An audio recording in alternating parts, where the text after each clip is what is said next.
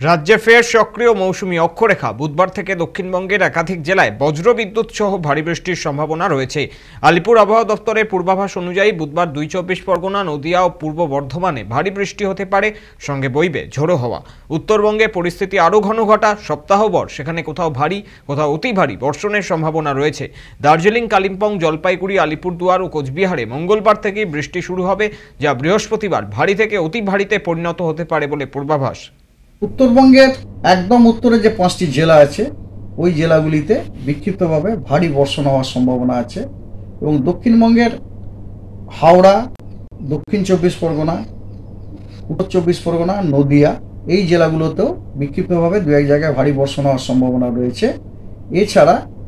এছাড়া আপনার উত্তরবঙ্গের সব জেলাগুলোতে এবং দক্ষিণবঙ্গেরও সব জেলাগুলোতে বিক্ষিপ্তভাবে বজ্রবিদ্যুৎ এবং ঝোড়ো হাওয়া, তার সাথে ঝোড়ো হাওয়া 30 থেকে 40 কিলোমিটার ঘন্টায় 40 কিলোমিটার প্রতি ঘন্টায় থাকার সম্ভাবনা আছে।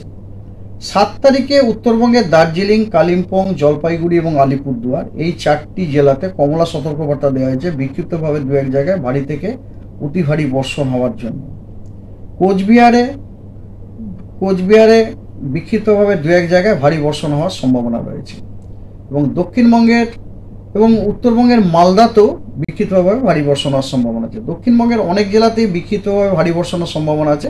সেগুলি হলো মুর্শিদাবাদ, বীরভূম, পশ্চিম এবং পূর্ব বর্ধমান, বাঁকুড়া, পশ্চিম মেদিনীপুর, দক্ষিণ 24 পরগনা এই জেলাগুলোতে বিক্ষিপ্তভাবে ভারী দু এক জায়গাতে ভারী বর্ষণ হওয়ার সম্ভাবনা আছে এবং তার সাথে থান্ডারস্টর্ম, লাইটনিং হওয়ার সম্ভাবনা আছে।